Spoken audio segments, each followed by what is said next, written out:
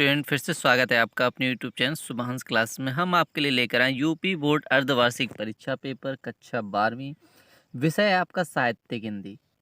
आपकी साहित्यिक हिंदी के पेपर का फुल सोल्यूशन लेकर आए हैं, तो वीडियो को पूरा देखिएगा। यदि वीडियो पसंद आए तो चैनल को सब्सक्राइब कर लीजिएगा, बेल आइकन को ऑन कर लीजिएगा। यदि आपने बाकी अपने पेपरों के फुल सोल्यूशन नहीं देखे हो तो हमारे चैनल पर आकर देख लीजिए। सभी पेपरों का फुल सॉल्यूशन डाल दिया है, तो जल्दी से आइए और देख लीजिए। पहला क्वेश्चन स्टार्ट करते हैं।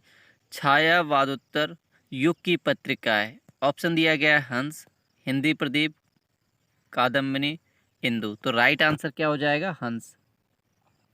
क्या हो जाएगा? हंस। छायावादोत्तर युग की पत्रिका कौन सी है? हंस। दूसरा क्वेश्चन दिया गया, सूरज का सातवां घोड़ा की रचनाकार हैं। मोहन राकेश, धर्मवीर भारती, अग्रय महादेवी वर्मा। तो सूरज का सातवां घोड़ा की रचनाकार कौन है? धर्मवीर भारती जी हैं। इसके बाद नेक्स्ट क्वेश्चन है, जयशंकर प्रसाद का नाटक है। ध्रुव स्वामिनी, ध्रुव देवी, ध्रुवा, कौमुदी महोत्सव। तो राइट आंसर क्या हो जाएगा? ध्रुव स्वामिनी। क्या हो जाएगा? ध्रुव स्वामिनी। इसके बाद नेक्स्ट है, आवारा मसीहा के रचनाकार है यग्रे जी, यशपाल जी, विष्णु प्रभाकर, मोहन राकेश। तो राइट आंसर क्या हो जाएगा? विष्णु प्रभाकर। नेक्स्ट क्वेश्चन है, बेईमान की परत किस विधा की रचना है? कहानी, निबंध, नाटक, यात्रा, वृतांत। तो राइट आंसर क्या हो जाएगा? यह एक कहानी है। क्या हो जाएगा? यह एक कहानी है। ऑप्शन नंबर आ बिल्कुल सही हो जाएगा। इसके बाद नेक्स्ट क्वेश्चन है, दो नंबर क्वेश्चन है, प्रेमाश्रय काव्यधारा के दो कवियों के नाम बताइए। तो पहले ये क्वेश्चन देख लेते हैं, फिर सारे क्वेश्चनों के एक साथ आंसर दे देंगे। गोस्वामी तुलसीदास दास द्वारा रचित दो ग्रंथों के नाम। तो श्री रामचरितमानस है और कवितावली है। रीतिकाल के प्रतिनिधि कवि क्या हैं? बिहारी जी हैं। और इसके बाद 10 नंबर का है आपका, निम्नलिखित अवतरण को पढ़कर उन पर आधारित प्रश्नों के उत्तर दीजिए। प्रस्तुत गद्यांश में लेखक और पाठ का नाम। तो ये अशोक के फूल से लिया गया है। इसके लेखक का नाम है आचार्य हजारी प्रसाद द्विवेदी। और बाकी क्वेश्चनों के आंसर हम अभी आपको दे रहे हैं, पहले पेपर देखते हैं पूरा। इसके बाद नेक्स्ट है क्वेश्चन नंबर 4 है, निम्नलिखित अवतरण को पढ़कर उन पर आधारित प्रश्नों के उत्तर दीजिए। इसके बाद 5वां क्वेश्चन है, निम्नलिखित लेखकों में से किसी एक का जीवन परिचय देते हुए उनकी कृतियों पर प्रकाश डालिए। जी सुंदर रेड्डी, हजारी प्रसाद द्विवेदी, वासुदेव शरण अग्रवाल। तो हमने बताया आपको हजारी प्रसाद द्विवेदी जी का जीवन परिचय। और दूसरा है कवियों का जीवन परिचय। तो कवियों के जीवन परिचय में हमने दिया है जयशंकर प्रसाद जी का जीवन परिचय। इसके बाद नेक्स्ट क्वेश्चन नंबर 7 में, बहादुर अथवा पंचलाइट कहानी का उद्देश्य पर प्रकाश डालिए। तो हमने पंचलाइट कहानी के उद्देश्य पर प्रकाश डाला है। इसके बाद नेक्स्ट स्वपठित खंड के प्रमुख पात्र का क्षेत्र चित्रण। इसके बाद नेक्स्ट है, तो हमने दूसरे का किया है, 9वें का अथवा का संदर्भ सहित हिंदी में। और इसके बाद 9वां क्वेश्चन के 2 प्रश्नों के उत्तर दीजिए। तो हमने दूसरा और तीसरे का आंसर दिया है। इसके बाद नेक्स्ट है 10वां क्वेश्चन है, करुण अथवा ह्रास रस की परिभाषा दीजिए। तो हमने करुण रस की दी है। दूसरा है रोला अथवा सोरठा छंद की परिभाषा। तो हमने सोरठा छंद की परिभाषा दी है। इसके बाद नेक्स्ट है अनुप्रास अलंकार है संदेह अलंकार। तो हमने संदेह अलंकार की परिभाषा उदाहरण सहित बताइए। इसके बाद क्वेश्चन नंबर 11 है, एक विषय पर भाषा शैली पर निबंध लिखना था। तो हमने कोरोना वैश्विक महामारी पर लिखा है। इसके बाद नेक्स्ट है संधि विच्छेद करने हैं।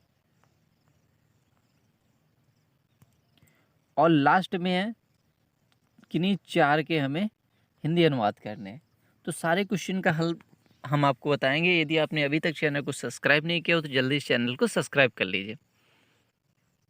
यदि आपका ऑप्शनल क्वेश्चन कोई भी छूट गया हो तो एक बार फिर से मिला लीजिए। छायावादोत्तर युग की पत्रिका है हंस। सूरज का सातवां घोड़ा के रचनाकार हैं धर्मवीर भारती। जयशंकर प्रसाद का नाटक क्या है? ध्रुव स्वामिनी। आवारा मसीहा के रचनाकार हैं विष्णु प्रभाकर। बेईमान की परत किस विधा की रचना है? ये निबंध है। इसके बाद दूसरा क्वेश्चन था हमारा, प्रेमाश्रय काव्यधारा के 2 कवि। तो मलिक मोहम्मद जायसी और उस्मान। इसके बाद दूसरा था हमारा, गोस्वामी तुलसीदास द्वारा रचित 2 ग्रंथों के नाम। तो श्री रामचरितमानस, कवितावली। इसके बाद नेक्स्ट है रीतिकाल के प्रतिनिधि कवि का नाम लिखिए, तो बिहारी जी हैं। इसके बाद नेक्स्ट है, निम्नलिखित अवतरण को पढ़कर उन पर आधारित प्रश्नों के उत्तर दीजिए। तो इसको पढ़ा गया है। फिर इसके आधार पर पहला क्वेश्चन है हमारा, प्रस्तुत गद्यांश के पाठ और लेखक और पाठ का नाम। तो प्रस्तुत गद्यावतरण हमारी पाठ्य पुस्तक गद्य गरिमा में संकलित तथा हिंदी के सुविख्यात निबंधकार आचार्य हजारी प्रसाद द्विवेदी द्वारा लिखित अशोक के फूल से लिया गया है। या तो आप इसे सीधा सीधा लिख सकते हैं, पाठ का नाम अशोक के फूल, लेखक का नाम हजारी प्रसाद द्विवेदी। इसके बाद रेखांकित अंश की व्याख्या करना है। तो द्विवेदी जी कहते हैं कि यह संसार बड़ा स्वार्थी है, यह उन्हीं बातों को याद रखता है जिससे उसका कोई स्वार्थ सिद्ध होता है, अन्यथा व्यर्थ की स्मृतियों से यह अपने आपको बोझिल नहीं बनाना चाहता। यह उन्हीं वस्तुओं को याद रखता है जो उसके दैनिक जीवन में स्वार्थ की पूर्ति में सहायता पहुंचाती हैं। बदलते समय की दृष्टि में अनुपयोगी होने से यदि कोई वस्तु उपेक्षित हो जाती है तो यह उसे भूलकर आगे बढ़ जाते हैं। इसके बाद नेक्स्ट क्वेश्चन है, इसी पर आधारित प्रस्तुत गद्यांश में किस प्रसंग की चर्चा की गई है। तो अशोक को विस्मृत करने का आधार स्वार्थ वित्त को माना गया है। इसके बाद नेक्स्ट क्वेश्चन का आंसर है, लेखक ने दुनिया के व्यवहार को इस तरह बताया है कि केवल उतना ही याद रखती है जितने में इसका स्वार्थ सत्ता है, बाकी को फेंक कर आगे बढ़ जाती है। इसके अगले क्वेश्चन 5वें नंबर क्वेश्चन का आंसर है, सारे संसार को स्वार्थ का अखाड़ा कहा गया है। इसके बाद चौथा क्वेश्चन था हमारा, निम्नलिखित अवतरण को पढ़कर उधर उसके क्वेश्चन के आंसर देने हमें। तो पाठ का नाम, तो पाठ के कवि का नाम है भारतेंदु हरिश्चंद्र। व्याख्या है इसकी, भारतेंदु हरिश्चंद्र के इन शब्दों से कुछ ऐसा आकर्षण था, यमुना तट आंखों में तरंगित होने लगा।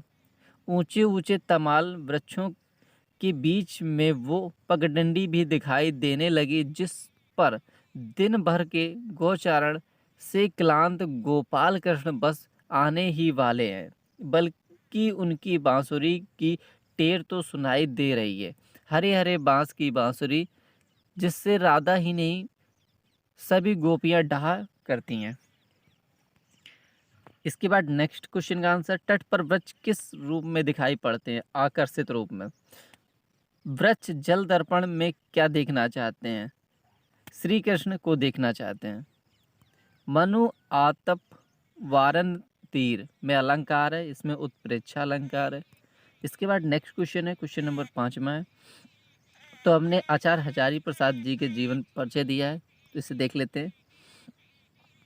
जीवन परिचय, हिंदी के श्रेष्ठ निबंधकार आचार्य हजारी प्रसाद द्विवेदी का जन्म सन 1907 में बलिया जिले के दुबे का छपरा नामक ग्राम में हुआ था। इनके पिता श्री अनमोल द्विवेदी ज्योतिष और संस्कृत के प्रकांड विद्वान थे, अतः इन्हें ज्योतिष और संस्कृत की शिक्षा उत्तराधिकार में प्राप्त हुई। काशी जाकर इन्होंने संस्कृत साहित्य और ज्योतिष का उच्च स्तरीय ज्ञान प्राप्त किया। इनकी प्रतिभा का विशेष विकास विश्वविख्यात संस्था शांति निकेतन में हुआ। यहाँ वे 11 वर्ष तक हिंदी भवन के निर्देशक के रूप में कार्य करते रहे। वहीं इनके विस्तृत अध्ययन और लेखन का कार्य भी प्रारंभ हुआ। सन 1949 ईस्वी में लखनऊ विश्वविद्यालय में इन्होंने डीएलएड की उपाधि तथा सन 1957 में भारत ने पद्म भूषण की उपाधि से विभूषित किया। इन्होंने काशी हिंदू विश्वविद्यालय और पंजाब हिंदू विश्वविद्यालय में हिंदी विभाग के अध्यापक पद पर कार्य किया तथा उत्तर प्रदेश सरकार की हिंदी ग्रंथ अकादमी के अध्यक्ष रहे। तत्पश्चात ये हिंदी साहित्य सम्मेलन प्रयाग के सभापति भी रहे। 19 मई 1979 को यह साहित्य स्वर्ग सिधार गए। इसकी रचना आचार्य हजारी प्रसाद द्विवेदी की निम्नलिखित रचना, निबंध संग्रह अशोक के फूल कुटज, विचार प्रवाह, विचार एवं वितर्क, आलोक पर्व, कल्पता, आलोचनाएं साहित्य, सूरदास, कालिदास की, कबीरदास। तो ये हैं सारी, आप नोट कर लीजिए। इसके बाद नेक्स्ट क्वेश्चन है, किसी एक कवि का जीवन परिचय। तो जयशंकर प्रसाद का जीवन परिचय दिया है, तो इसे भी नोट कर लीजिए आप। यदि वीडियो पसंद आ रहा हो तो चैनल को जरूर सब्सक्राइब कर दीजिएगा, बेल आइकन को ऑन कर दीजिएगा। इनकी रचनाएं तो इनकी रचनाएं निम्नलिखित हैं। इन्होंने काव्य, कहानी, उपन्यास, नाटक आदि विधाओं में रचना की है। बहादुर कहानी का पंचलाइट कहानी का सारांश है या उद्देश्य है, इसे देख लीजिए।